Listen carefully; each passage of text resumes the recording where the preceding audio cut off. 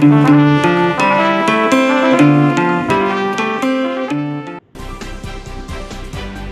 5 August पासून श्रावण महिना सुरू झाला आहे।